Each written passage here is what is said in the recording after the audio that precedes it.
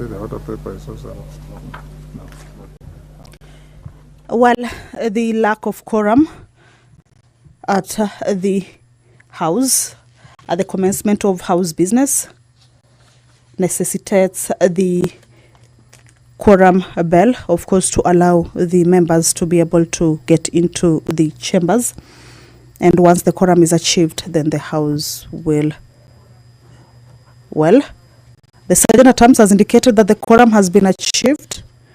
Kindly allow me to hand you over to this live broadcast.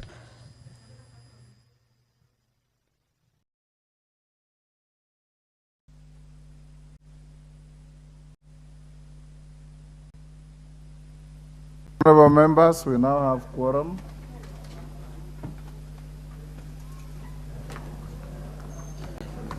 Clerk.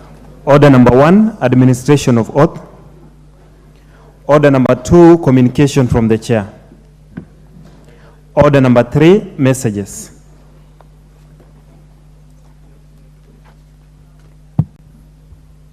Honorable Member Rasotek, the nearest seat.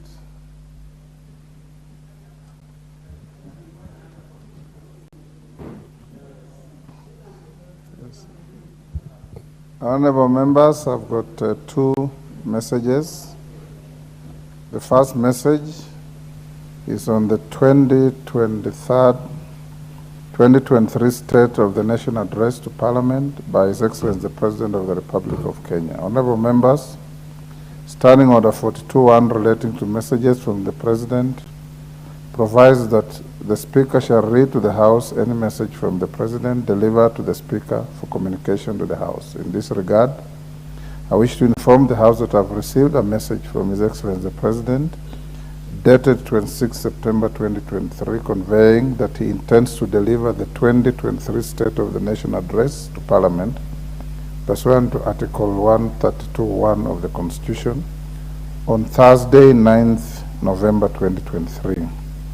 Honorable members, the said Article 132.1 B and C of the Constitution states, and I quote, "The President shall address a special sitting of Parliament once every year and may address Parliament at any other time, and once every year report in an address to the nation on all the measures taken and the progress achieved in the realization of the national values referred to in Article 10, publish in the Gazette the details of the measures and progress under subparagraph 1, and 3, submit a report for debate to the National Assembly on the progress made in fulfilling the international obligations of the Republic."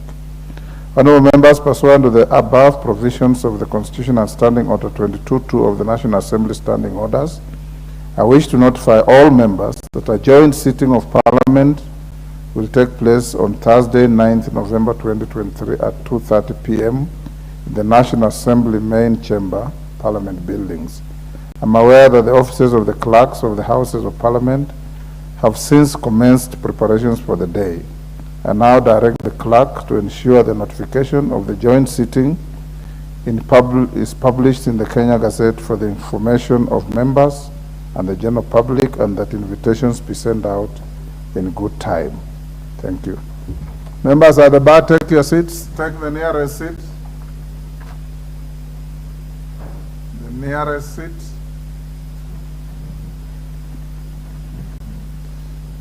Honorable members, the second message is a message from the Senate on the passage of 2 Senate bills and 1 National Assembly bill.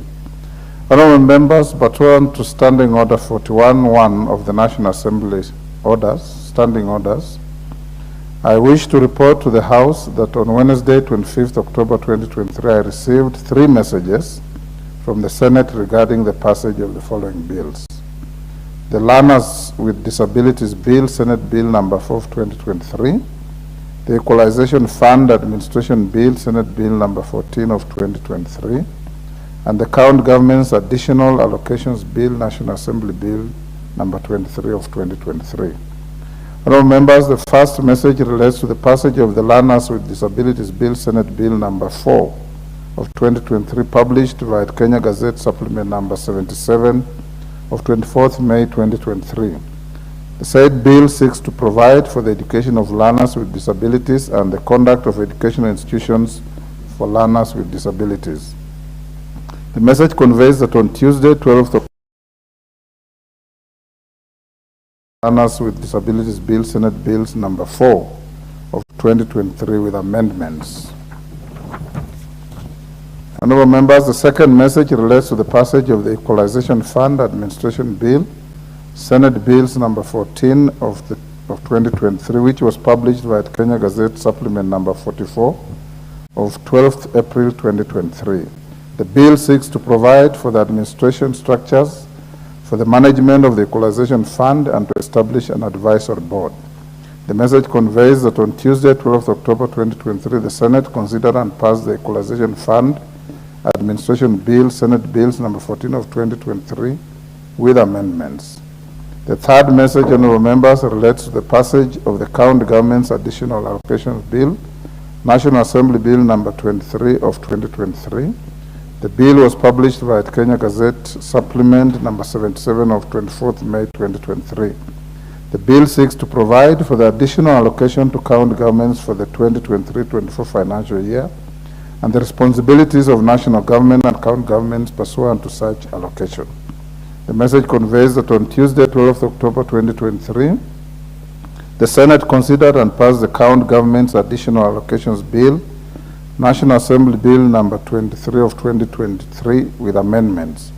Honorable members, having considered and passed the two Senate bills, the Senate now seeks the concurrence of the National Assembly on each of the bills, pursuant to Articles 110 and 111 of the Constitution and Standing Orders 46.1 and 116 of the Senate Standing Orders. With respect to the County Government's Additional Allocation Bill, National Assembly Bill 23 of 2023, the Senate now seeks the concurrence of the National Assembly on the schedule of amendments pursuant to Articles 112, 1B of the Constitution and Standing Orders 46.1 and 164C of the Senate Standing Orders. Honorable members, I direct that the two Senate bills be read a first time in line with Standing Order 143 when the House sits next. After being read a first time, the bills shall stand committed to respective committees as follows.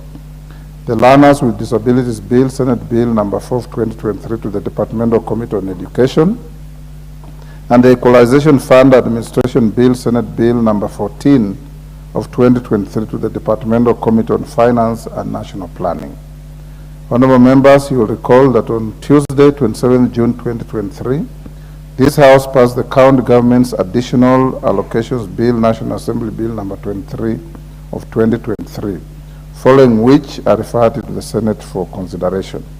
The House is therefore expected to consider the schedule of Senate's amendments to the bill in the manner contemplated in Standing Order 145 to 147 of the National Assembly Standing Orders. To this end, I hereby refer the schedule of the Senate's amendments to the County Government's Additional Allocation Bill, National Assembly Bill number 23 of 2023 to the Budget and Appropriations Committee for consideration.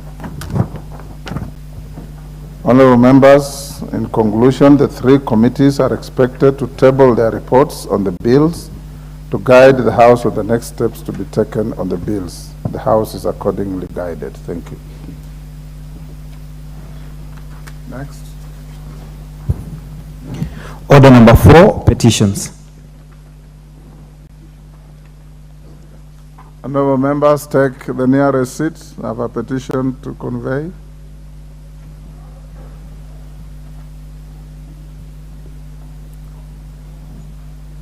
Member for Naivasha, take the nearest seat. Thank you. Honorable members, I have a petition to convey to the House regarding the enactment of proposed Geophysical Professionals Bill. Honorable members, Article 119 of the Constitution accords any person the right to petition Parliament to consider any matter within its authority, including petitioning the House to enact, amend, or repeal any legislation. Further, Standing Order 2252B requires the Speaker to report to the House any petition that, other than those presented by a member. Honorable members, in this regard, I wish to report to the House that my office has received a petition from one Charles Ochola Osango of ID number 6056427 and PO Box 18671 Nairobi, being the chairperson of the Kenya Society for Geophysical Professionals. The petitioner calls for the intervention of this House to enact a legislation to regulate the geophysical profession. The petition avers that the geophysics field plays a crucial role in various sectors, including natural resource exploration, environmental assessment, infrastructure development, and disaster management. That as the increased demand for geophysical services, there is need for a comprehensive legislation framework for the profession to ensure competence, accountability, ethical conduct among the practitioners. Honourable members, the petitioner states that the proposed piece of legislation outlines key provisions, among them establishment of the Institute of Geophysical Professionals as a regulatory body. The petitioner proposes to define geophysical practice, licensing, and registration, as well as professional development needs. The petition avers that the proposed legislation will enhance the quality of services, strengthen consumer protection, and promote Kenya as a world-class tourist destination. Honourable members, the petitioner has presented the proposed legislation he refers to as the Geophysical Profession Bill 2023 alongside the petition. The petitioner therefore prays that the National Assembly enacts the proposed Geophysical Profession Bill to address the various gaps in the geophysical space.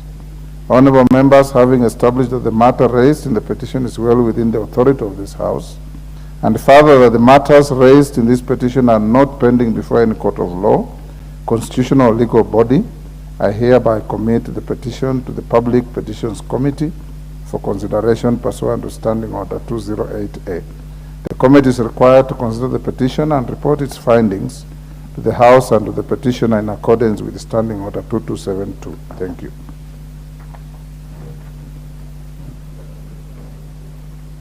Yes, Honorable Pukose. Thank you, Honorable Speaker. Honorable Speaker, this petition by Charles Ochola on a bill to regulate the practice of geophysics, considering that the Committee on Petitions actually has a lot at hand. I think the best thing would have been for Ochola to approach any of the members of parliament, any of his members of parliament representing him, make a presentation for his bill, and then the bill can come to this House. I would really think that would have been the best way for anybody interested in doing a bill. You can approach any of the honorable members, whether it's your member of parliament or any member, and our drafters can be able to do a bill to regulate the practice of geophysics in this country. Those are my comments, Honorable Speaker. Thank you. They're making it as a petition to the petition committee, which is already overwhelmed with work. Gikaria. Thank you, Honorable Speaker. I rise to support the petition, Honorable Speaker. I chair a committee on environment, forestry, and mining. And this has become an issue, Honorable Speaker, where we depend on experts away from this country most of the time to be able to give us some information that is very critical.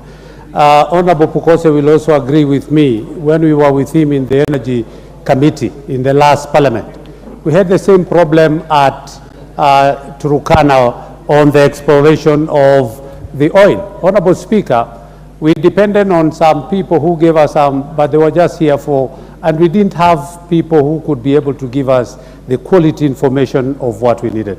So as I arise to support, I also would want to agree with Pukose that maybe the bill could be taken to either a member of parliament or the committee where we are looking at these things, where we need so many people, the experts in geophysical issues that are related to mining. Thank you, Honorable Speaker. Next order. Hold.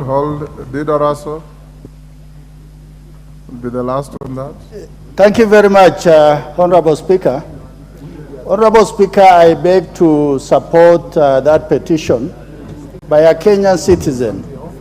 Yes. This is a citizen who is exercising his democratic right and the right to petition Parliament. And I think that is in both our standing orders and in our Constitution.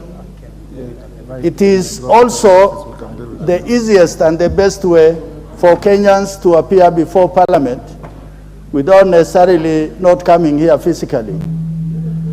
Whereas it is true, the Committee of Petition may have its hand full, but I think a Kenyan has spoken, and he has spoken from the position of knowledge and authority.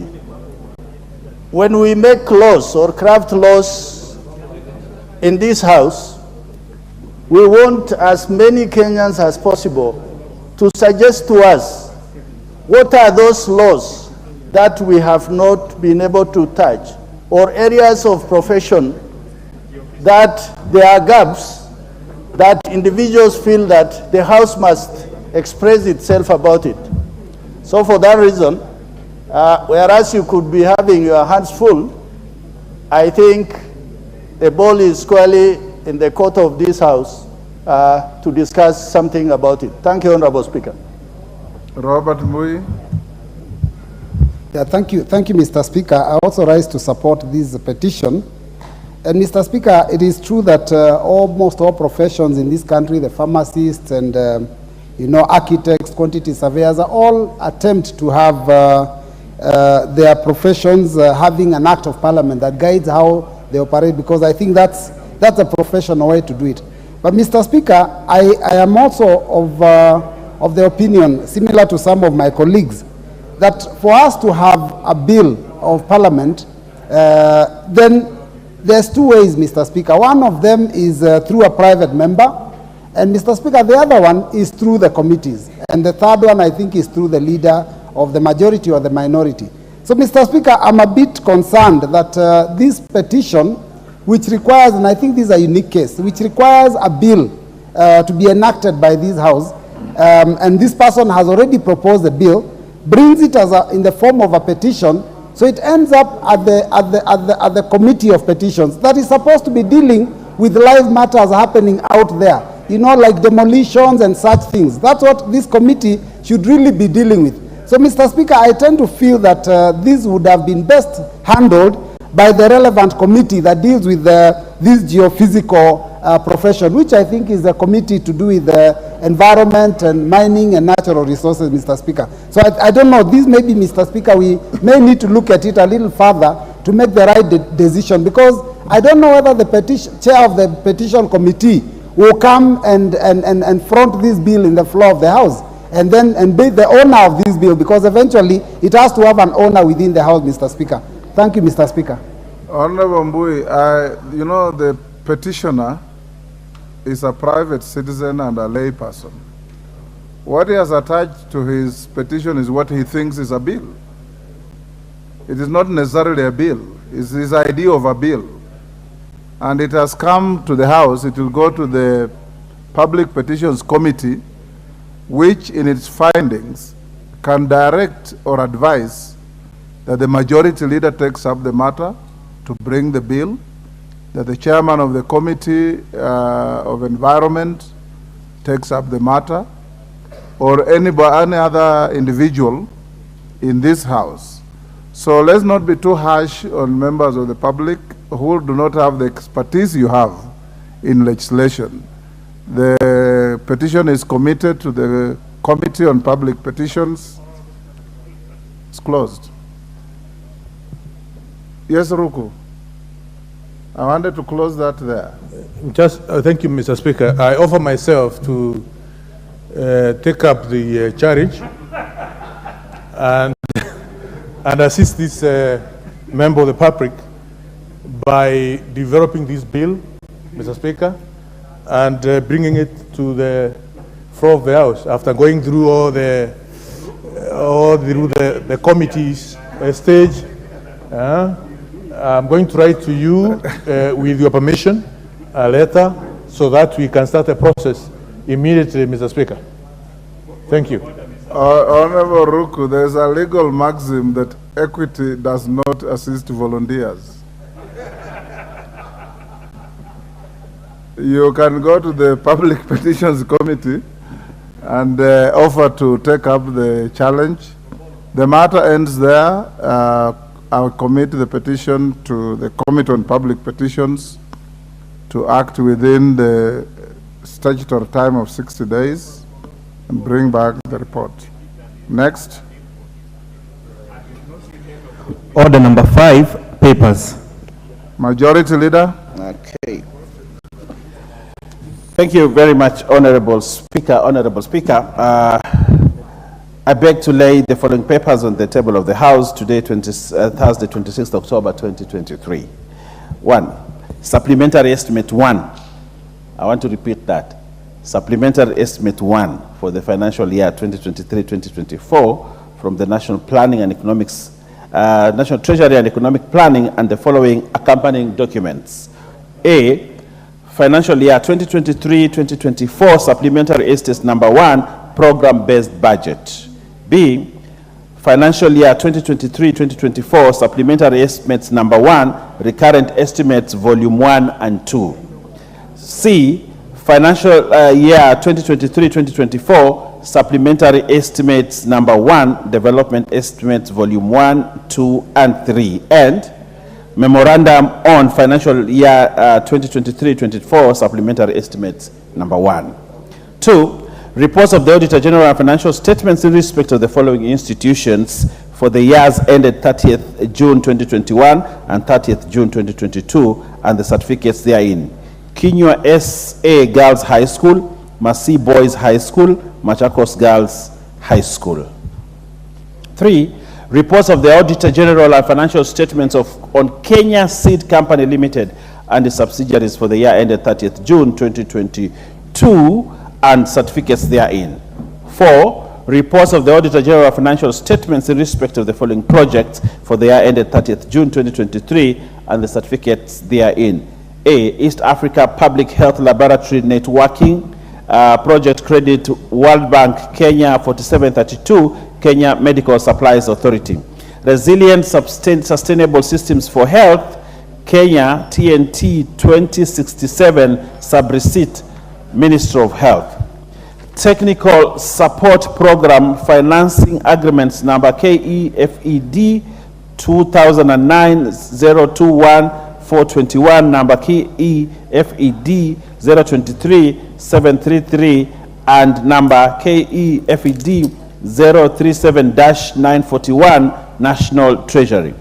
Second, Informal Settlement Improvement Project Number P167814, Credit Number 6759KE, State Department for Housing and Urban Development. Kenya Informal Settlement Improvement Project Number P113542, Credit Number 4873KE, State Department for Housing and Urban Development.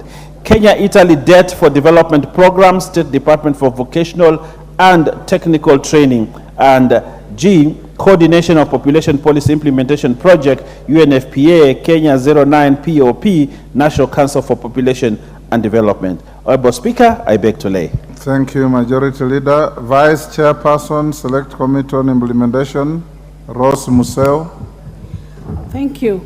Honorable Speaker, I beg to lay the following paper on the table of the House today, Thursday, 26th October 2023. Report of the Select Committee on Implementation on the first report on implementation status of reports on petitions and resolutions passed by the House. Honorable Speaker, I beg to lay the following paper on the table of the House today, Thursday, 26th October 2023.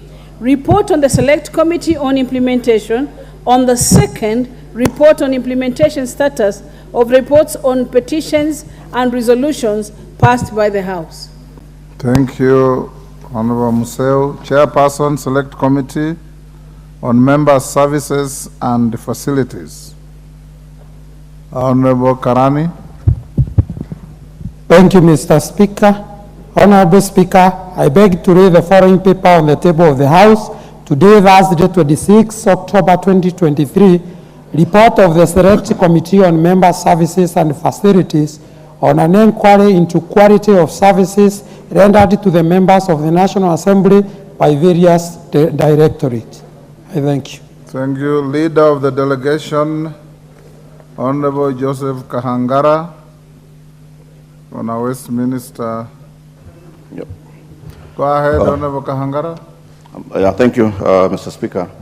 Honorable Speaker, I beg to lay the following paper on the table of the House today, Thursday, 26 October 2023. Report of the 71st Westminster Seminar on Effective Parliaments held in London, United Kingdom from the 13th to 17th of March 2023. Thank you. Thank you. Next, Chairperson, Departmental Committee on Administration and Internal Security. Is that Tongoyo? Thank you, Mr. Speaker. Honorable Speaker, I beg to lay the following papers on the table of the House today, the Thursday, October 26, 2023. Report of the Departmental Committee on Administration and Internal Security on the report of the National Government Coordination Amendment Bill, Bill 2023 and number 25 of 2023. Thank you, Mr. Speaker, and I lay. Next, Chairperson, Departmental, Honorable Colonel Didoraso, Vice Chairperson, Departmental Committee on Administration and Internal Security. Thank you very much, Honorable Speaker. Honorable Speaker, I beg to lay the following paper on the table of the House today, Thursday, 26 October 2023. Okay. Report of the Joint Departmental Committees on Administration and Internal Security, Defense, Intelligence and Foreign Relations, and Select Committee on Diaspora Affairs and Migrant Workers. I beg to lay. Next, Chairperson, Departmental Committee on Finance and National Planning, Honorable Kimani. Thank you, Honorable Speaker. Honorable Speaker, I beg to lay the following paper on the table of the House today, Thursday, the 26th of October. Honorable Kimani, hold. I'm told the Honorable Raso did not complete reading the title of the report. For purpose of Hansard, can you repeat, Honorable Raso?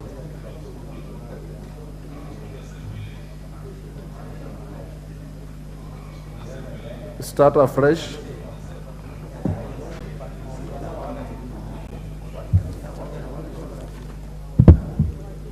Thank you, Honorable Speaker. Honorable Speaker, I beg to lay the following paper on the table of the House today, Thursday, October 26, 2023. Report of the Departmental Committee on Administration and Internal Security, Defense, Intelligence and Foreign Relations, and Select Committee on Diaspora Affairs and Migrant Workers on participation in the Mobile Consular Service exercise held in the United States of America from 13 to 24 April 2023. Thank you, Honorable Speaker. Thank you. Kimani, Chairperson, Departmental Committee on Finance and National Planning. Thank you, Honorable Speaker. Honorable Speaker, I beg to lay the following paper on the table of the House today, Thursday, the 26th of October 2023. Report of the Departmental Committees on Finance and National Planning and that of Communication, Information and Innovation on its inquiry into the 100% buyback of Telecom Kenya Limited by Government of Kenya. Thank you. Next order. Order number 6, notices of motion. Honorable Rose Museo. Thank you, Mr. Speaker. Notice of motion, report of the Select Committee on Implementation on its consideration of its first report on implementation status of reports on petitions and resolutions passed by the House. Honorable Speaker, I beg to give notice the following motion, that this House adopts the report of the Select Committee on Implementation on its consideration of the first report on implementation status of reports on petitions and resolutions passed by the House. Notice of motion. Report of the Select Committee on Implementation on its consideration of the second report on implementation status of reports on petitions and resolutions passed by the House. Honorable Speaker, I beg to give notice of the following motion: that this House adopts the report of the Select Committee on Implementation on its consideration of the second report on implementation status of reports on petitions and resolutions passed by the House. Thank you. Chairperson, Select Committee on Members' Services and Facilities, Honorable Karani.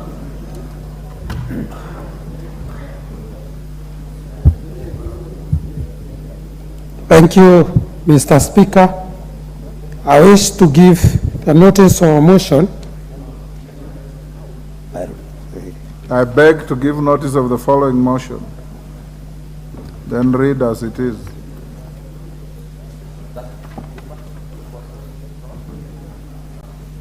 You are not ready?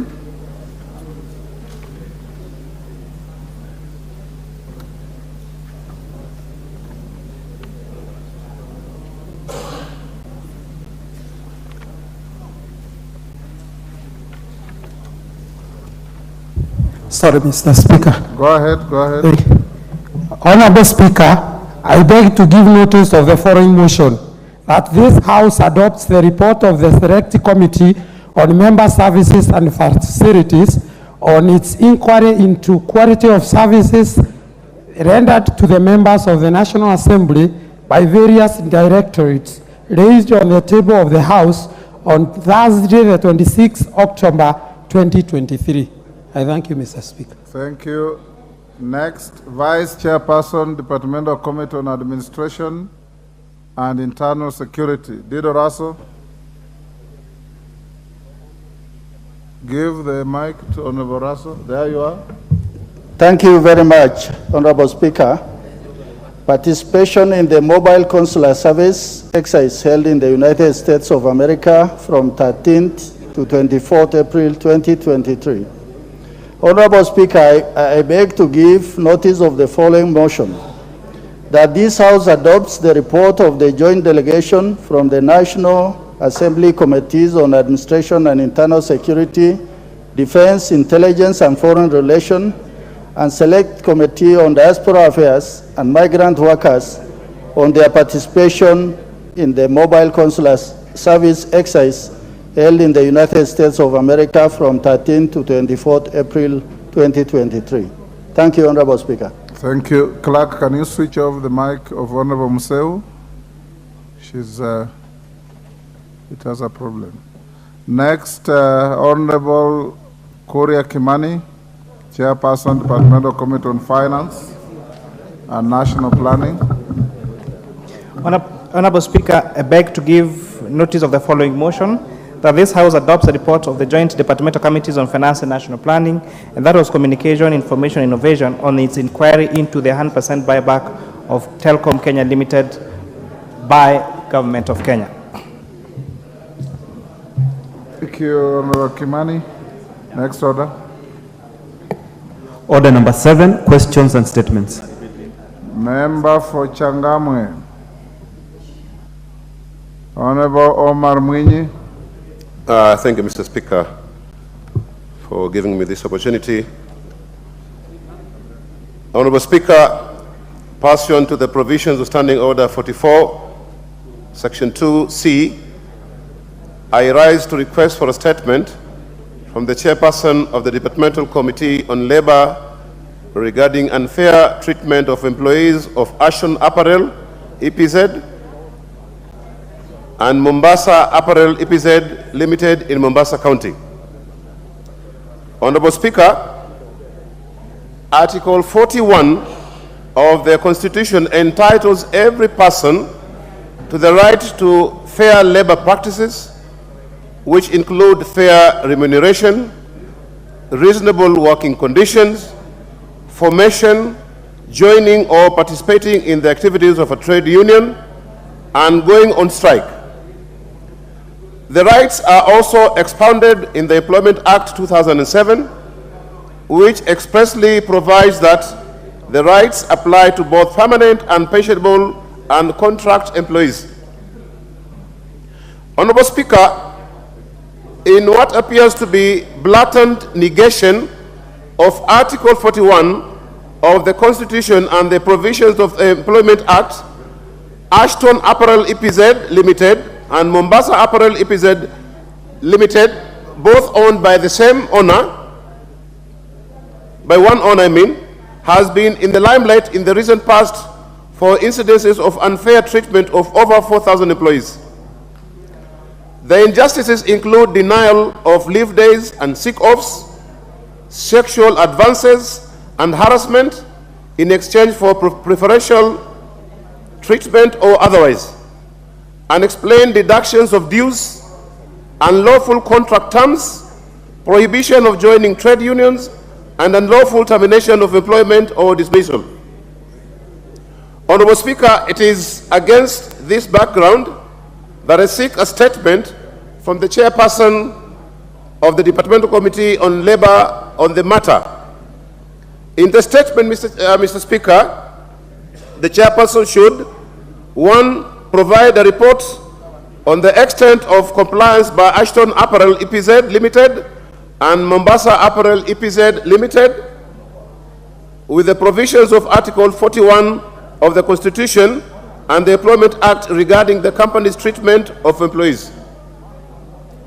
2, state the supervisory measures and actions taken to ensure that the above-mentioned employers, their agents, trustees, and or assignees fully comply with the provisions of Article 41 of the Constitution and the Employment Act on Fair Labor Relations.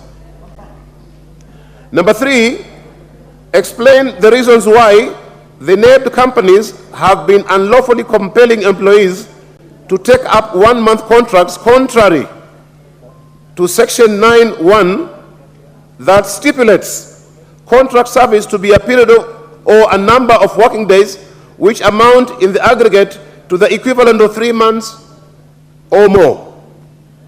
Number 4, Mr. Speaker, explain whether the 2 companies followed due process in terminating service for affected employees as spelled out in Section 46 of the Employment Act, and if not, could the unlawful termination of employment be immediately reversed? Number 5, Mr. Speaker, the chairperson is also supposed to state whether all terminated employees have been paid gratuity for the number of years served prior to the takeover by the new management, and if not, when will the dues be settled? Mr. Speaker, before I sit, I beseech you, due to the wisdom that you have, that you possess, that you are known for, and generosity, to allow a few members of this honorable House to ventilate on this matter, because it is a matter of national importance, of course, and national concern. Thank you, Mr. Speaker, and I submit. Omar Mwinyi, statements are statements. The best I can do for you is direct the chairperson responsible for social welfare. Is it Karemba? Is it Labor? Labor, that's Karemba. Direct majority leader, you instruct the chairperson to bring a response to that statement in 2 weeks. Omar Mwinyi, that is the best I can do for you. Thank you for your generous description of me, but that notwithstanding, we must follow the rules.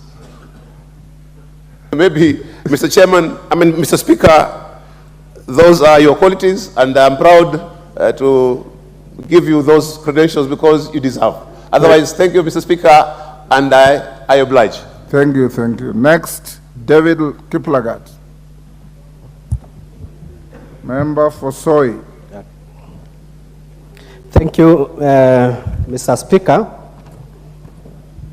I rise to request for a statement regarding the implementation, the impending sale of Uchumi Langata IPA, land LR number 209/12593 under insolvency petition 25 of 2018.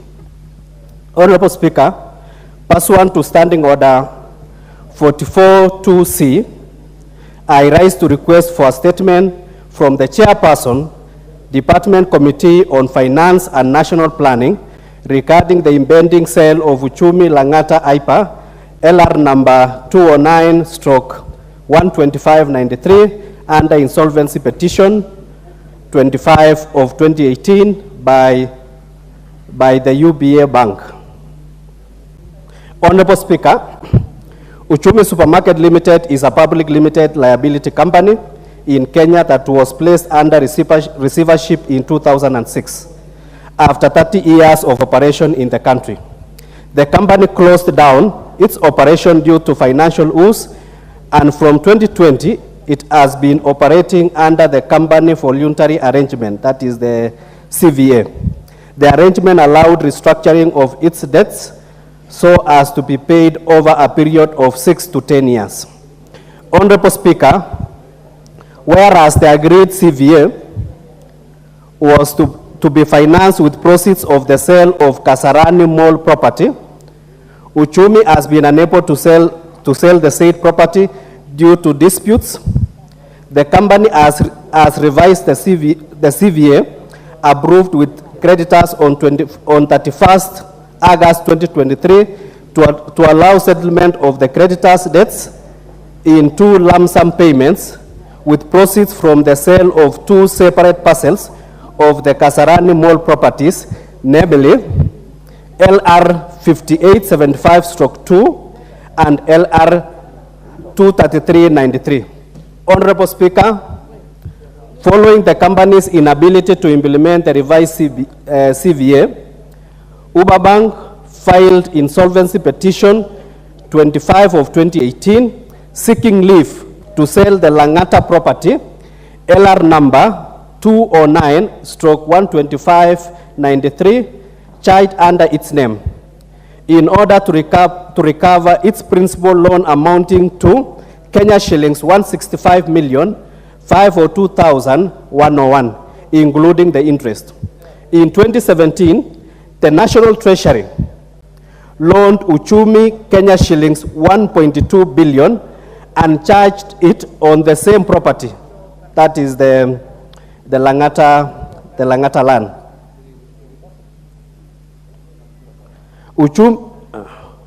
Charged on the same property. Uchumi appealed to the National Treasury and Economic Planning to support its defense against the imminent sale has been met with a cold response. Honorable Speaker, if the UPA Bank is allowed to sell the property at depressed valuation, government risks the loss of its secured asset, which stood at Kenya shillings 1.48 billion in 2016. Yet the bank's interest in the property is Kenya shillings 161,502,101. The sale will jeopardize the company's chance to implement the revised CVA, and other creditors will lose their dues. Honorable Speaker, it is against this background that I seek a statement from the Chairperson, Departmental Committee on Finance and National Planning on the following. 1. Explain the circumstances under which the National Treasury and the National Planning has been reluctant to be enjoined in the Uchumi defense against the impending sale of its Langata property, LR number 209/12593 under the insolvency petition 25 of 2018.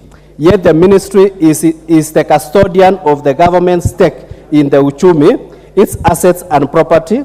And 2, explain plans the government has in place in order to rescue Uchumi Langata property from being auctioned at a loss in order to safeguard public interest for posterity, as well as protection of other vulnerable and unsecured creditors from the imminent loss. Thank you, Your Honorable Speaker. I submit. Thank you, Honorable DK. Honorable Member for Cases, you had asked me if you can speak to this. I will not allow you. I'll follow the same precedent I set on Omar Mwinyi. Statements are statements and they end there. I direct Majority Leader is the chair. Does this fall under finance? Kimani? Yes. You are the chair. You bring us response to that statement in 2 weeks. Sure. Thank you. Next order. Sorry, we go to Majority Leader.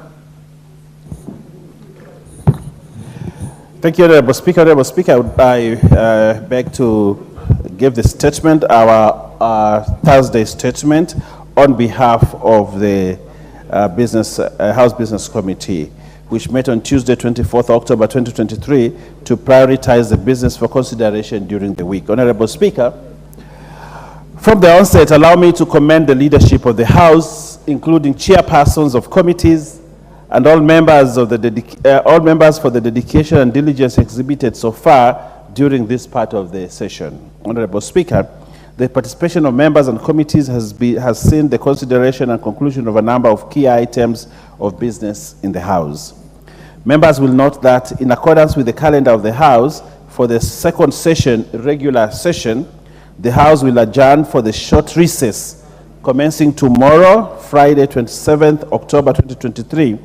The House will resume on Tuesday, 7th November 2023 at 2:30. This time, I hope members will go to their constituencies and stay there and pray together with those that are doing the KCPE examinations. We should not be seeing them loitering. They should go to their constituency and join their families. Honorable Speaker, upon resumption, the House is expected to consider the following business, some of which is listed in today's order paper. 1, second reading of the National Government Constituencies Development Fund, the Amendment Bill 2023. Second reading of the Conflict of Interest Bill 2023. Consideration of the reports of the Auditor General on the financial statements for the National Government Constituencies Development Fund for Taveta, for 12 constituencies in Kakamega County. Report on 1970 UNESCO Convention on the means of prohibiting and preventing the illicit import, export, and transfer of ownership of cultural property. Honorable Speaker, we shall also have the sessional paper number 1 of 2023 on the Kenya National Population Policy for Sustainable Development, and the report of the Kenya delegation to the 4th General Assembly of the East African Parliamentary Alliance on Food Security and Nutrition. We also have the report on the inspection of various one-stop border posts in the Northern Corridor in the East African Community Region. We shall also have report on the loans contracted by the national government between May 2023 and April 2023. Next will be the reports of the Auditor General 23 non-compliant state corporations, report on the proceedings of the second ordinary session of the 6th Pan-African Parliament, PAP, and report on the proceedings of the 2023 United Nations High-Level Political Forum on Sustainable Development. Honorable Speaker, notably, the House awaits to report on various items, and I urge the committees to use the short recess to expedite any pending business. These include reports on bills, treaties, approval hearings, inquiries, and responses to statements for onward processing by the House. It is worth noting, Honorable Speaker, that the ongoing approval hearings include the consideration of a nominee for the appointment of a member to the National Government Constituencies Development Fund and nominees for appointment as ambassadors, high commissioners, and permanent representatives to various foreign missions. Honorable Speaker, in accordance with the provisions of Standing Order 42A, 5, and 6, I wish to convey that the Cabinet Secretary for Interior and National Administration, who was scheduled to appear before the House yesterday, Wednesday, 25th October 2023, will now appear on Wednesday, 8th November 2023. So the Cabinet Secretary will be here to answer our questions, and these questions are the following. Those members that have questions to the Cabinet Secretary for the Interior, please note your questions so that you are here during that time. Question by private notice number 012-2023 by the member for Mathioya constituency, the Honorable Dr. Edwin Mugo, MP, regarding the disappearance of Miss Esther Ruguru, a resident of Mathioya constituency. 2. Question by private notice number 013-2023 by the member for the Nakuru Town East constituency, the Honorable David Gikaria, who is currently in his place, regarding the death of Amaina Yasmin Njoki at Mbaruk Center in Gilgil constituency. Question by private notice number 14-2023 by the member for Kinango constituency, the Honorable Gonzi Rai. I don't know whether he's at his place. The Honorable Gonzi Rai, regarding the status of investigations into the death of Nyaengala Chamtu Amaina.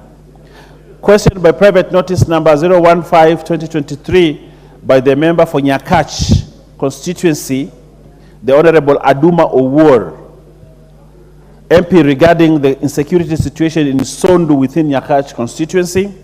Question by private notice number 1016-2023 by the member for Lamu County, the Honorable Monica Mudhoni Marubu. She's not in her place. Regarding the frequent attacks in Widho, Salama, Juhudi, Ziwalata, Bobo, and Roka within Lamu County. Question by private notice number 017-2023 by the member for Mwingi. I can't see him at his place.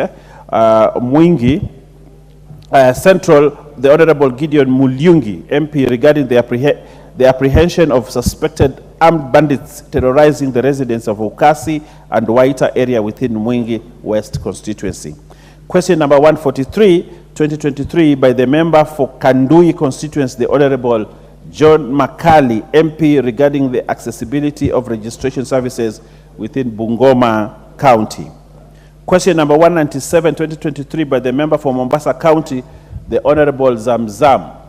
I can't see her at her place. Zamzam Mohammed, MP, regarding the dismantling of juvenile criminal gangs operating within Kisauni, Likoni, and Old Town in Mombasa County. Question number 198-2023 by the member for Mwingi North constituency, the Honorable Paul Nzengu, regarding the status of investigation into the death of Mr. Muo Mudhengi. Question number 201-2023 by the member for Kitutu Masaba constituency, the Honorable Giseiro Clive Ombane, MP, regarding the status of investigations into the gruesome murder of a Mr. Edward Morema Nyangechi and Mama Grace Morema. Question number 203-2023 by the member for Ndiwa constituency, the Honorable Martin Peters Owino, MP, regarding the subdivision of the constituency into 3 operational and adequately staffed administrative sub-counties and corresponding divisions. Question number 264-2023 by the member for Kinangop constituency, the Honorable Kwenya Thuku, MP, regarding the various status of investigations to the death of watchmen in the various schools by gangs in Kinangop constituency. Question number 265-2023 by the member for Kitutu Churches South, the Honorable Anthony Kibagedi, MP, regarding the measures by the ministry to address the widespread abuse of drugs and banned substances in the country. Question number 266-2023 by the member for Endebes constituency, the Honorable Dr. Robert Pokose, who is firmly in his place, always present, MP, regarding the status of the investigations to the death of PC Emmanuel Kiprop from Endebes constituency, who was killed by a mob in Kathanje Market of Tharaka-Nithi County. Question number 270-2023 by the member for West Pokot County, the Honorable Rael Kasiwai, MP, regarding the efforts by the ministry to address the conflicts on boundaries within West Pokot County. Question number 344-2023 by the member for Wajir West constituency, the Honorable Yusuf Mohammed, MP, regarding the status of investigations to the death of 2 minors, namely Abdisalan Hussein Isaac and Munazil Ado on 4th May and 4th June 2023. Question number 345 5, 2023, by the member for Kisumu West constituency, the Honorable Rosa Buyu, MP. I cannot see her at her place. MP regarding the status of investigation into the death of a minor by the name Marion Atieno on 3rd June 2023. Question number 389, 2023, by the member for Gilgil constituency, the Honorable Martha Wangari, MP, regarding the changes made to the National Police Service Medical Insurance Scheme. And question on number 454, 2023, by the member for Lamu East constituency, the Honorable Captain Ruweida Obo, MP, regarding the apprehending of Al-Shabaab militants in Lamu County. Honorable Speaker, as stated in your message, His Excellency the President is scheduled to address the House of Parliament during the annual State of the Nation address on Thursday, 9th November 2023, in fulfillment of the provisions of Article 132, 1 of the Constitution. Honorable Speaker, in conclusion, the House Business Committee will reconvene on Tuesday, 7th November 2023, to schedule business for the rest of the week. On behalf of the House Business Committee, I take this opportunity to wish members a fruitful working recess as they discharge their parliamentary and constituency obligations. I now wish to lay this statement on the table of the House. I thank you, Honorable Speaker. Majority Leader, honorable members, before we go to the next issue, you recall yesterday I directed the stepping down of the Kenya Drugs Authority Bill and gave several directions on how to handle it. I want to add that the committee, in bringing together all members with proposed amendments, must work and make sure that by the time we resume from the short recess, that is the 7th of November, you will be through with the process, and I direct that the bill be on the order paper of the 7th of November, and the office of the clerk is further directed to facilitate the members under the Committee of Health to have expedited meetings. Members with amendments to that bill, please note that you have next week to deal with your issues with the committee under the chairmanship of the vice chair, but with the participation, active participation of the chair of the committee. Thank you. Next, allow me to recognize Kiragu Secondary School from Mwea in Kirinyaga. The member from Mwea has asked me to give her 1 minute to welcome her school. Honorable Maingi, go ahead.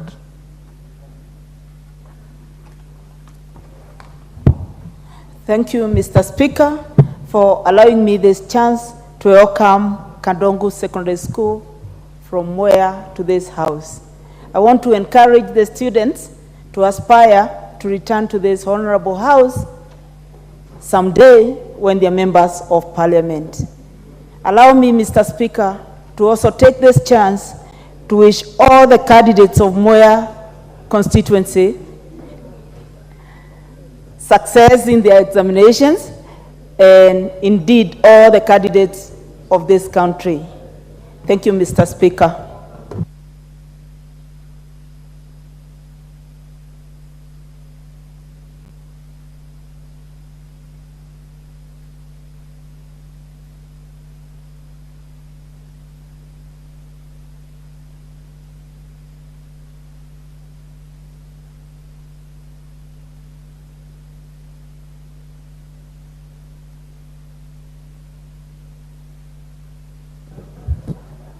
Next order. Order number 8, motion. Report of the Committee of the Whole House on the Public Service Values and Principles Amendment Bill, National Assembly Bill number 46 of 2022. Move Chairperson, Honorable Daud.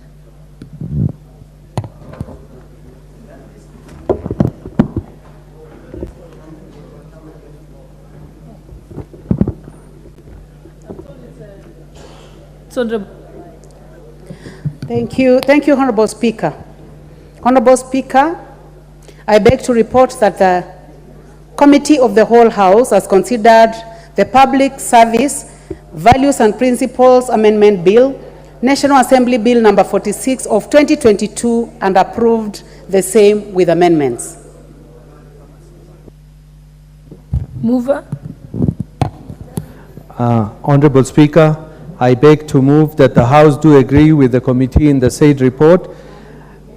I also request Honorable Dr. Robert Pokose to second the motion for agreement with the report of the Committee of the Whole House. Thank you, Honorable Speaker. I second.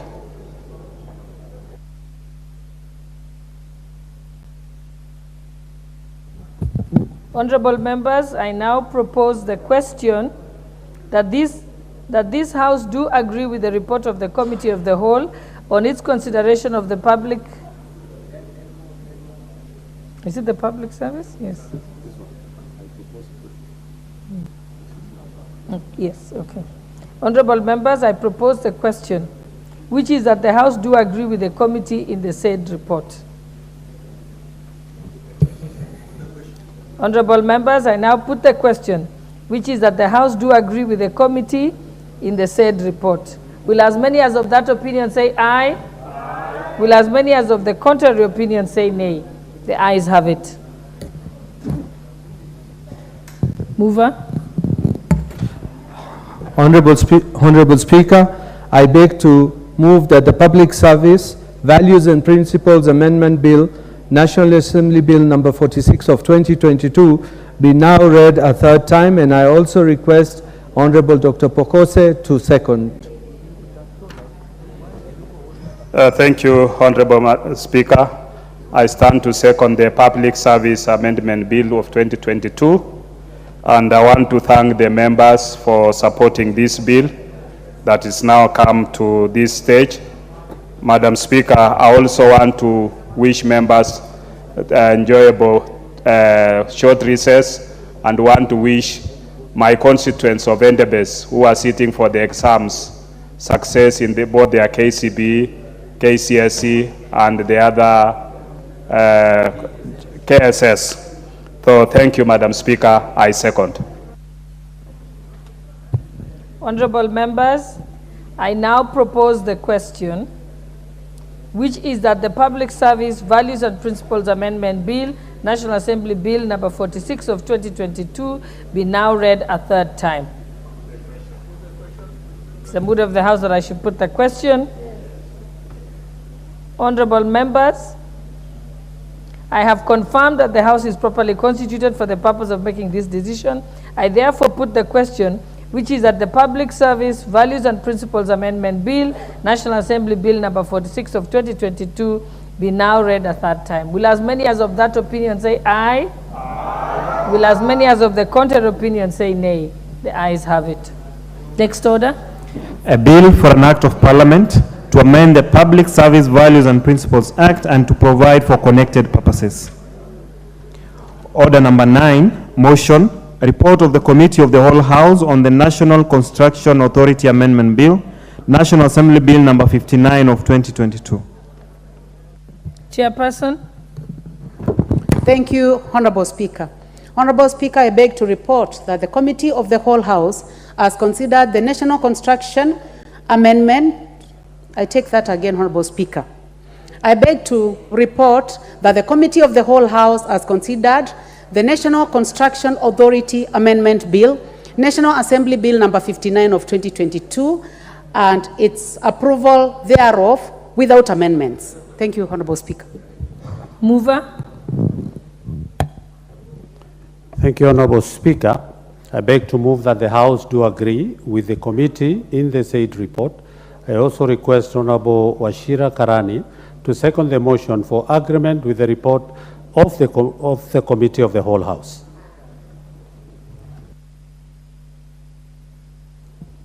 Thank you, Madam Speaker. I second.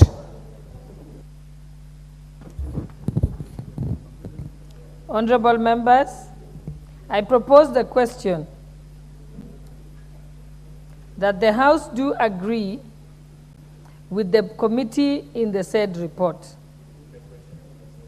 Honorable members, I put the question that the House do agree with the committee in the said report. Will as many as of that opinion say aye? Aye. Will as many as of the contrary opinion say nay? The ayes have it. Mover of the bill. Honorable Speaker, I beg to move that the National Construction Authority Amendment Bill, National Assembly number 59 of 2022, be now read a third time. I also request Honorable Wachira Karani to second. Thank you, Madam Speaker. I second. Honorable members, I propose the question that the National Construction Authority Amendment Bill, National Assembly Bill number 59 of 2022, be now read a third time. Honorable members, I have confirmed that we have the requisite quorum in the House for the purpose of making this decision. I therefore put the question, which is that the National Construction Authority Amendment Bill, National Assembly Bill number 59 of 2022, be now read a third time. Will as many as of that opinion say aye? Aye. Will as many as of the contrary opinion say nay? The ayes have it. Next order. A bill for an act of parliament to amend the National Construction Act and for connected purposes. Order number 10, the Anti-Corruption and Economic Crimes Amendment number 2 bill, National Assembly Bill number 40 of 2023, first reading. A bill for an act of parliament to amend the Anti-Corruption and Economic Crimes Act and for connected purposes. Order number 11, the National Government Constituencies Development Fund Amendment Bill, National Assembly Bill number 13 of 2023, second reading. Mover. Honorable Speaker, I beg to move that the National Government Constituencies Development Fund Amendment Bill 2023, National Assembly Bill number 13 of 2023 be read for the second time. Honorable Speaker, this is a bill that is co-sponsored by the Leader of Minority, the Honorable Opio Wandai, MGH, and the Leader of Majority, the Honorable Kimani Ichung'wah, MGH. And I wish to commend the Select Committee of the National Government Constituency Development Fund on the work it has done. I will now give a brief highlight, Honorable Speaker, of the proposed amendments. Honorable Speaker, as you know, this is a very crucial bill, especially for members of the National Assembly here. And you know that we cannot say much about what National Government Constituency Development Fund has done. It's done tremendous good things for this country. And therefore, this is one of those pieces of legislation that is transformative. And Honorable Speaker, I would like to state that this bill seeks to amend various provisions in the National Government Constituency Development Fund Act 2015 that have been challenged in court and attracted adverse opinion, and thus seeks to ensure compliance with the Constitution of Kenya, and specifically in relation to separation of functions. Honorable Speaker, the Supreme Court of Kenya judgment held that the NG-CDF Act 2013 violated the vertical division of powers between the national government and the county government. Honorable Speaker, currently there is an ongoing petition in courts challenging the constitutionality of NG-CDF Act 2015, citing that the act violates the principle of separation of powers, and that the act violates the division of functions between the national government and the county government, and that the act was passed without involving the Senate and the Commission on Revenue Allocation. Honorable Speaker, the petition at court also states that the act violates the basic structure of the Constitution, rule of law, distinctiveness of the levels of government. And lastly, the petition also has something that says that the act violates the principles of public finance. However, Honorable Speaker, it's good to note that the Chief Justice is yet to constitute a bench to consider the petition. The matter will be mentioned, we are informed that the matter will be mentioned on the 30th of November 2023 to confirm whether the bench will have been constituted by then. Therefore, this bill comes in a good time, such that by the time the bench is constituted, allegations of unconstitutionality of the CDF Act 2015 will be moot. The concerns raised in the petition having been addressed through this amendment. So, Honorable Speaker, this bill seeks actually to address the issues that are being raised in the petition that is before the court of law, the issues of constitutionality and all that. So as we debate and pass this bill, we will be addressing the issues of constitutionality as raised in the petition. Honorable Speaker, the bill has 14 clauses. It's a small bill, Honorable Speaker, and you can pick it from the table office and go through it and understand. And I think the memorandum is very self-explanatory, and the issues being canvassed here are very easy to understand. So I request honorable members to pick a copy of the bill from the house, from the table office. Honorable Speaker, in the 14 clauses, the amendments can be generally classified as aligning the Act to funding of projects falling under the exclusive functions of the national government, as set out in the 4th schedule of the Constitution. In addition, Honorable Speaker, the amendments seek to separate powers between the two levels of government, that is, the national government and the county government. Honorable Speaker, Clause 2 of the bill provides for the amendment of Section 3H of the Act to provide that the objects of the fund shall be to facilitate the National Assembly to exercise its oversight role. That the National Assembly in CDF now will just be oversight role. That is what that clause tries to do. Of exclusive national government projects and supplement for infrastructure development of projects falling under the exclusive functions of the national government at the constituency level as provided for in the Constitution.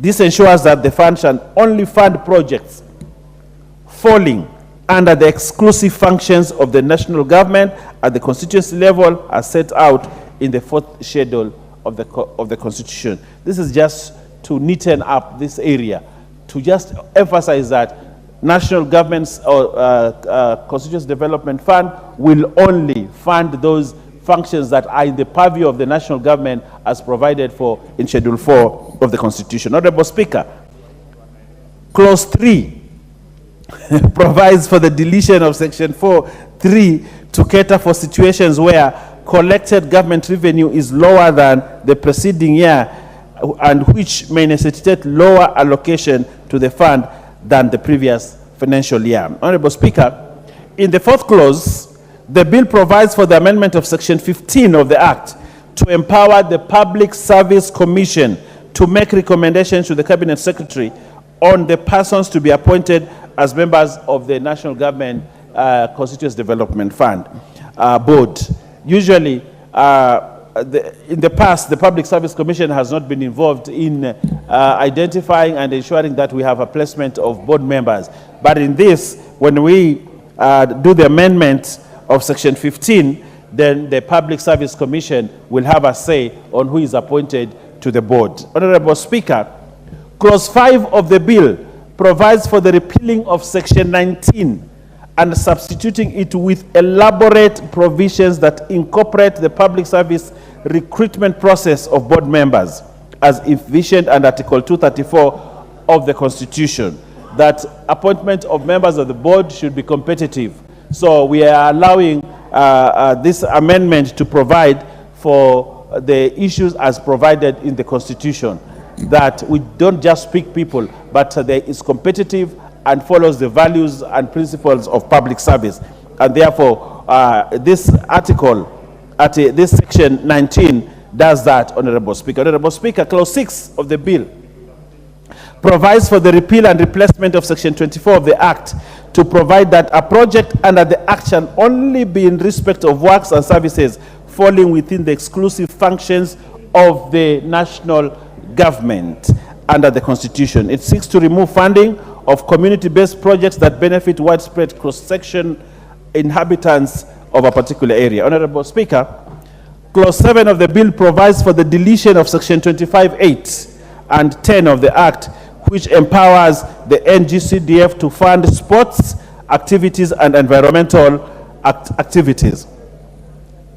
within the constituencies, provided those activities do not exceed 2% respective of the total allocations to the constituency in every year. The Honorable Speaker, if you go to clause 8 of the bill, it provides for the amendment of section 34 by inserting a new paragraph to provide that the total allocation to a constituency shall not be less than the amount allocated to the constituency in the preceding financial year, so that there is gradual graduation of the fund from a lower level, so that each year we cannot allocate lesser than what was allocated in the previous year.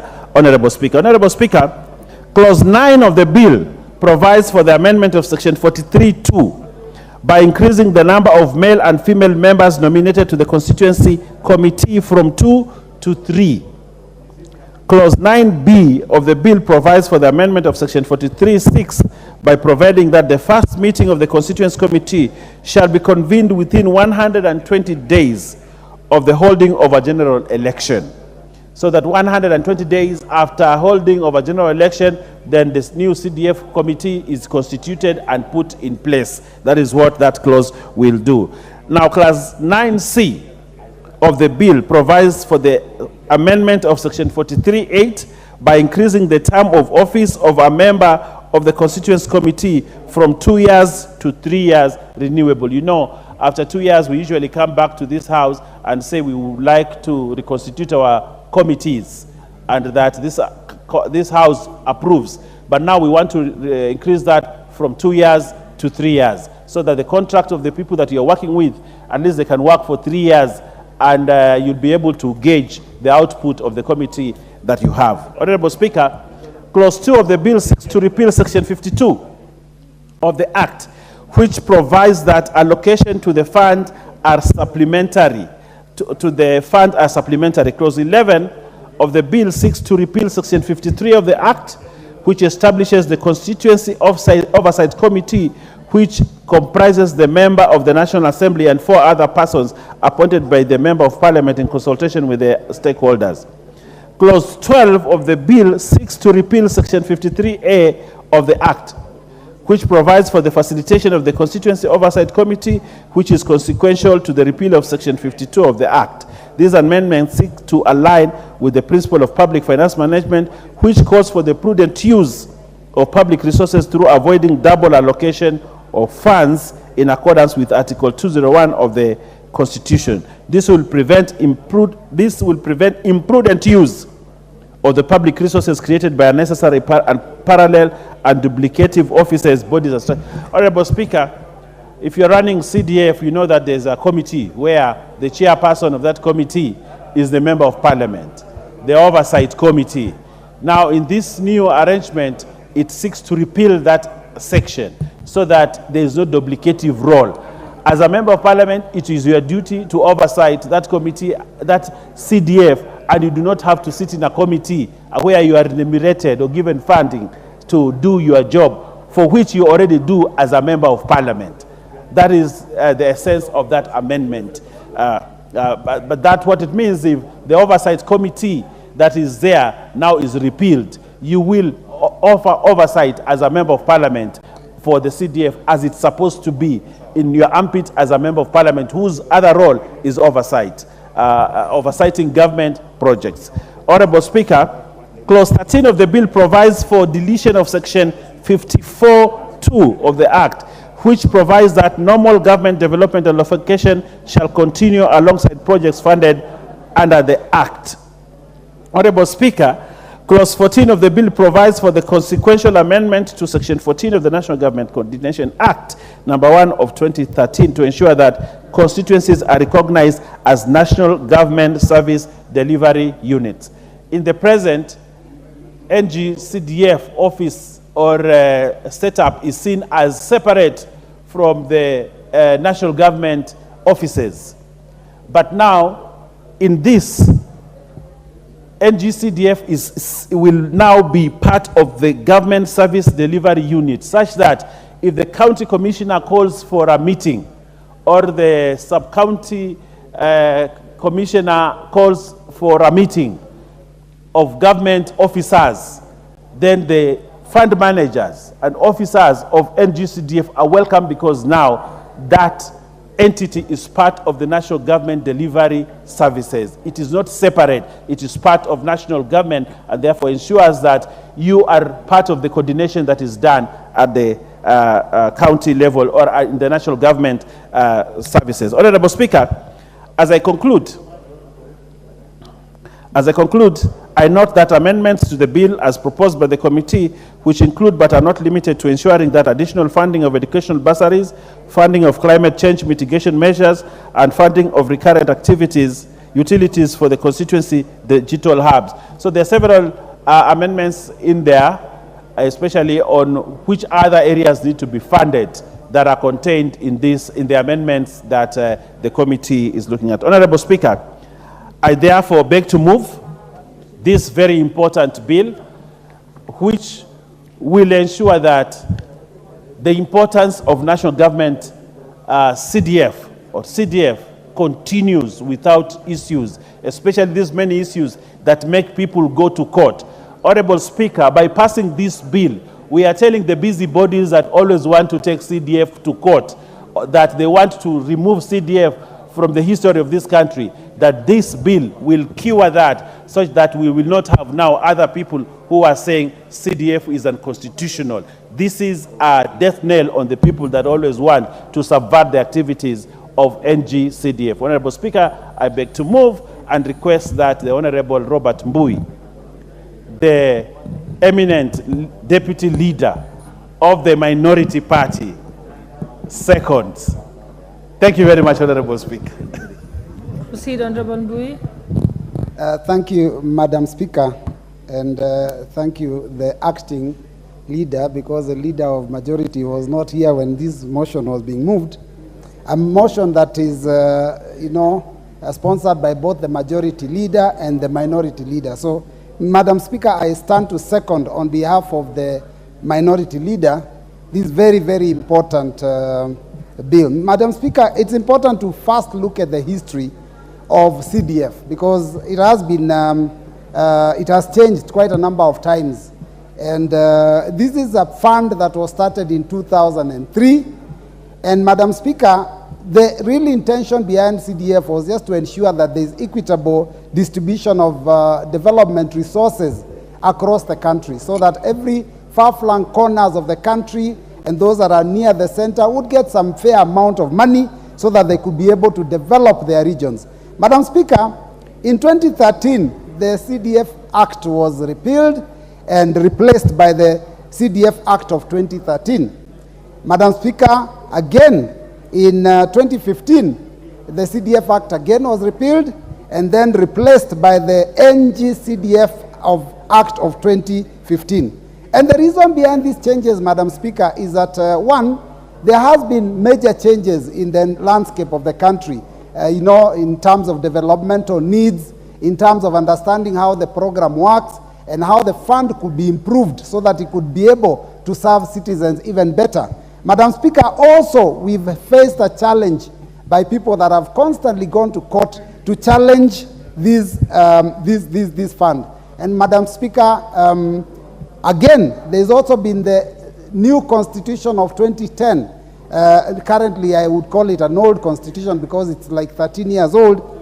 But 2010 constitution also, when it came, we also had to make sure that we align the CDF Act with the constitution so that we are not against the supreme law. So, Madam Speaker, these changes have taken place over the years, and now we are still again trying to make further changes so that we can make it even better.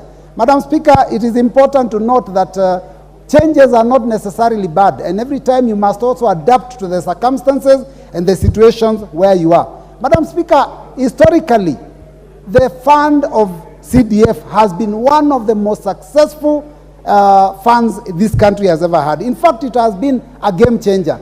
Madam Speaker, there are places when CDF started, there were absolutely no schools, and CDF put up schools. Madam Speaker, there were chiefs that had no offices. CDF put up those chiefs' offices. Madam Speaker, I can tell you that even when CDF started, because at that time, it was even dealing with issues to do with dispensaries and healthcare.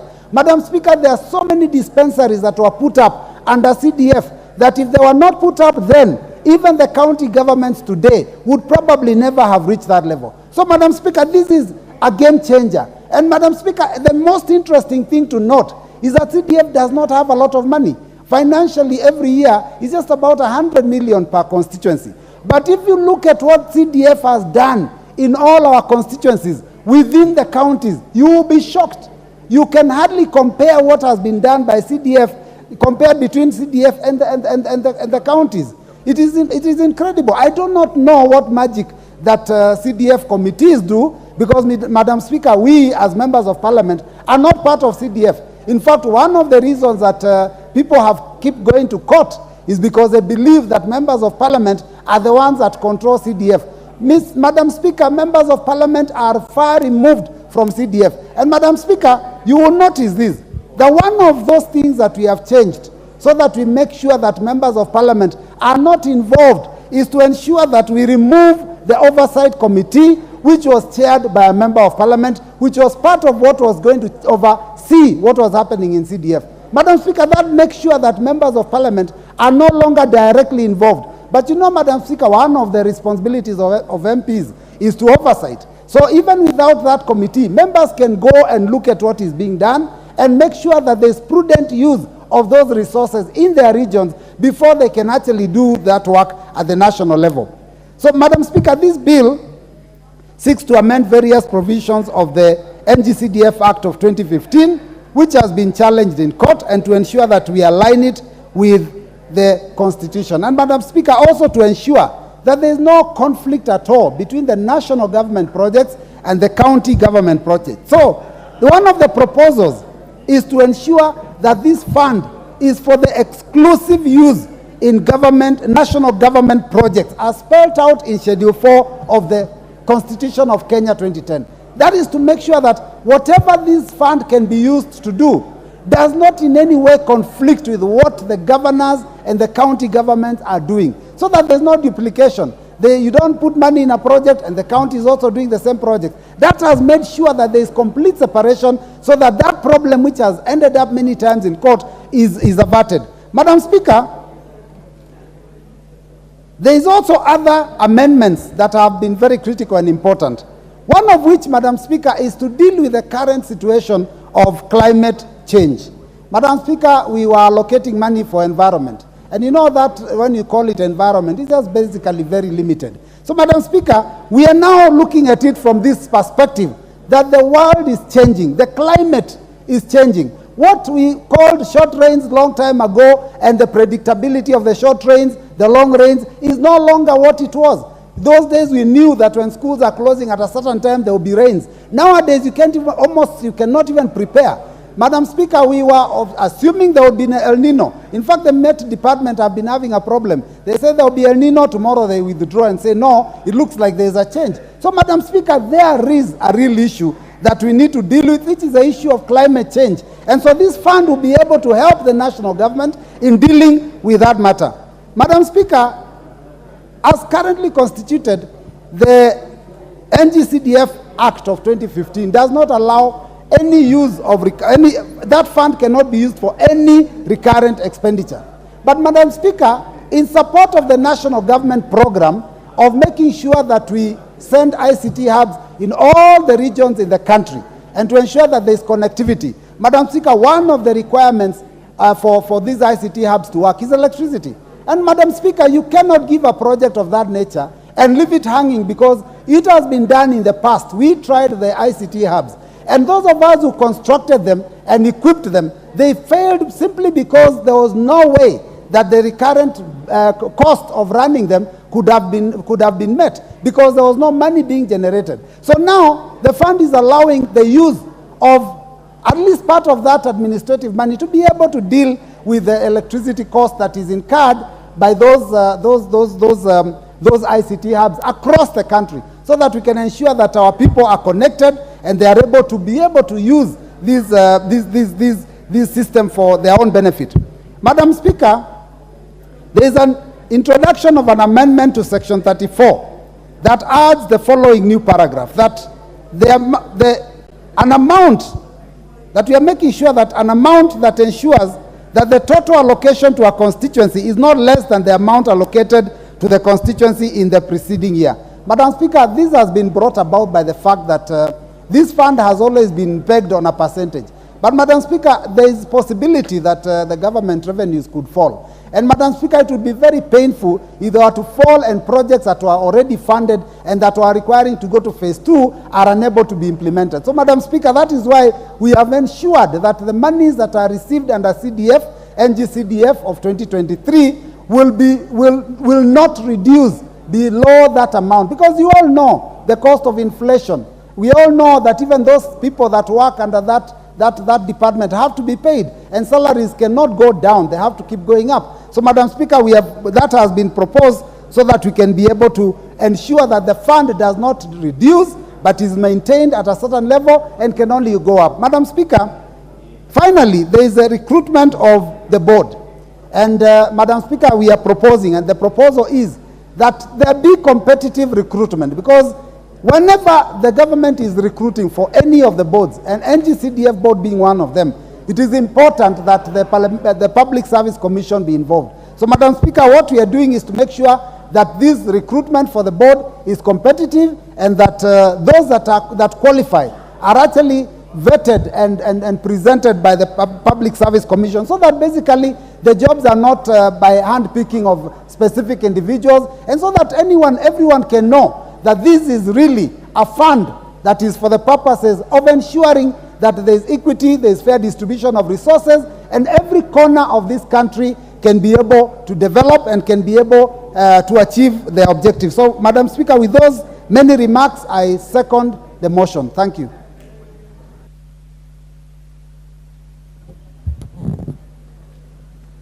Honorable members, I now propose the question that the National Government Constituencies Development Fund Amendment Bill, National Assembly Bill number 13 of 2023 be read a second time.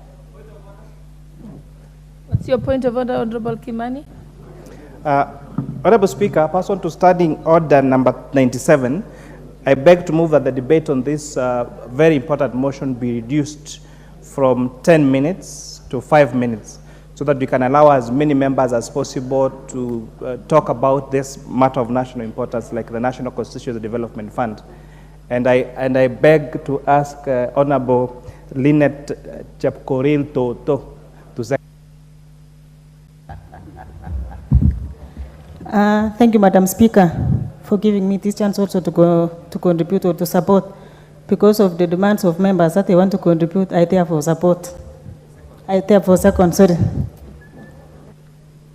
Honorable members, I propose the question that pursuant to Standing Order 97, debate on this motion be limited to a maximum of 5 minutes for each member speaking. Can I put the question? Honorable members, I now put the question that pursuant to Standing Order 97, debate on this motion be limited to a maximum of 5 minutes for each member speaking. Will as many as of that opinion say aye? Aye. Will as many as of the contrary opinion say nay? The ayes have it. What's your, okay, Honorable Leader of Majority. Thank you, Honorable Speaker. Let me begin by thanking the Deputy Leader of Minority and the Deputy Leader of Majority and Deputy Leader of Minority for moving and seconding this bill on my behalf and on behalf of the Leader of Minority. And as was stated, Honorable Speaker, this is a co-sponsored bill between myself and the Leader of Minority, and the consequence of work that was done by a committee of this House, an ad hoc committee that was formed, to first look into the issues that had been raised by the court, and which the Deputy Leader of Minority, the Honorable Owen Baya, has clearly articulated in terms of what the Supreme Court found to be inconsistent with the Constitution in terms of the NGCDF 2015 Act, especially on the question of the principles of separation of powers and the division of functions between the national and county governments. And Honorable Speaker, there are also new and emerging issues like climate change that under the old Act of 2015, the Act as it were then would not be able to address. And of course, as was mentioned, also issues to do with the ICT digital hubs and the issue of allowing the fund, the NGCDF fund, to cater for a certain amount of recurrent expenditure in the running of ICT digital hubs. And of course, Honorable Speaker, I was about to say Your Excellency, Honorable Speaker, but maybe I am dreaming of good things for you, Honorable Speaker. Honorable Speaker, the ICT hubs that His Excellency the President has purpose to be established in every ward, every of our 1,450 electoral wards, are ICT hubs that will revolutionize how we perceive the creation of jobs, that you do not necessarily need foreign investors to come and invest in your own localities for you to be able to create jobs. You do not need industries, very huge industries, that even with building, holding, or facilitating an ICT innovation hub, you can create jobs to hundreds of people within that ward by enabling them to be able to access the digital world and be able to work online and digitally, working for companies that are outside this country or even outside their areas of settlement. It will be possible, Honorable Speaker, and tomorrow, by sheer coincidence, I'll be launching the ICT hub in Kikuyu constituency at the Nachu TVET. Honorable Speaker, it will be possible now for a young man or a young lady in Nachu ward, which in my constituency is among the most marginalized places in Kiambu County and indeed part of the semi-arid and arid areas of our country, that young men and women in that arid and semi-arid part of Kikuyu constituency in Kiambu will be able to work for corporations like Google, like Facebook, like Amazon, and many others anywhere in the world, just from the comfort of a TVET center in Kikuyu. And that will be the case, Honorable Speaker, for a young man or a young lady in Mandera County, where within a TVET institution or within an ICT hub anywhere within the county of Mandera, young men and women who would have looked up to other job opportunities where industries are being established in their localities will now be able to work from the comfort of their own counties, work for international companies, work for local companies. Honorable Speaker, and you remember with the coming of COVID in 2020, a lot of things changed in the labor market. Before the 2020 COVID, Honorable Speaker, you remember, everybody believed that for you to work, you have to be working from some office space somewhere. And indeed, COVID did teach the world a very good lesson that you do not need office space, you do not need to be working from the comfort of an office, that you can comfortably work from the precincts of your house and be able to work either for your companies locally or those outside. Honorable Speaker, with that in mind, and bearing in mind that we are now establishing these ICT hubs across the country, it was important that we enable NGCDF to be able to cater for certain levels of recurrent expenditure, be it water bills, be it electricity bills, be it the internet services that the youth will be using at those centers, or even simple repairs and maintenance of the gadgets and equipment that will be in those ICT hubs. Honorable Speaker, matters to do with climate change, matters that are alive to us. NGCDF has also to be responsive to issues to do with climate change and how we mitigate matters that touch on climate change. And therefore, we'll be able again to incur a little bit of these monies that are allocated to NGCDF to deal with issues touching on climate change. Honorable Speaker, in dealing with the challenges that have confronted NGCDF over the years, on the question of separation of powers, on issues on how we align the revenue, vertical division of revenue between the national and county governments, we are now making it very clear, Honorable Speaker, that NGCDF will in no way interfere with the level of financing or revenue that is being divided vertically to our county governments, that NGCDF will get from the national government share of revenue. And therefore, Honorable Speaker, those who have perceived that NGCDF is in a way clawing back on devolution, can now have the comfort that the money is going to NGCDF will not in any way affect the money is going to our county governments. And therefore, especially our good governors, Honorable Speaker, and the Council of Governors can rest easy that NGCDF is money that will come from the national government's share of revenue. And this money, Honorable Speaker, will also go strictly to functions under Schedule 4 of our Constitution that are designated to be carried out by the national government. We shall not be involved in issues, Honorable Speaker, as important as they are, issues that touch on functions of the county government. Honorable Speaker, the 2005 Act, the 2015 Act, allowed NGCDF, for instance, to allocate money to sporting activities. Honorable Speaker, with the enactment of this bill, it will now not be possible, since sports under Schedule 4 of our Constitution is designated to our county governments. It will now not be possible for NGCDF to engage in that. But, Honorable Speaker, we have sporting facilities within schools.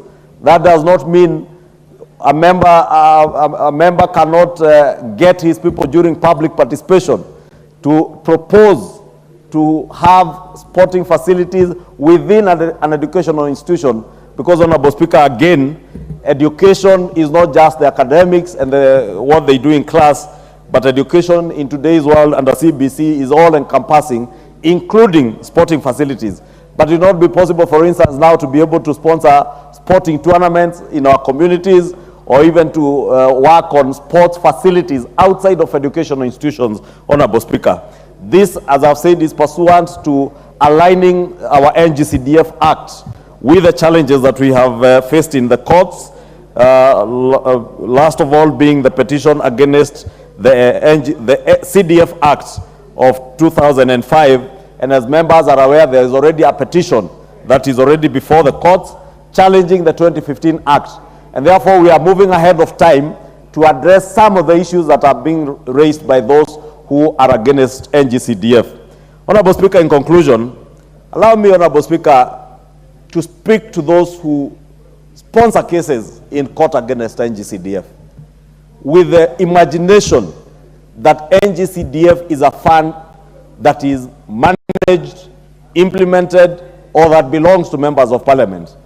Members of parliament, and this amendment bill is making it clear, are simply playing their oversight and representative role in matters to do with NGCDF. That this bill now is making it very clear that a member of parliament has absolutely no role in the implementation of NGCDF projects, or in fact in the implementation of any national government project.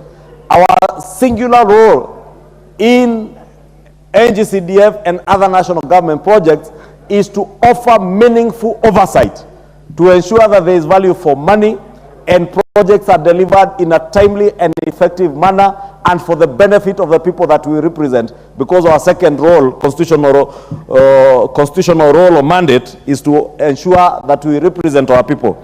Therefore, Honorable Speaker, for those that have been challenging NGCDF on the basis of their fights with their members of parliament, Honorable Speaker, may it be clear to them now that this bill is now making sure that no member of parliament, even the oversight committee where members of parliament could be members,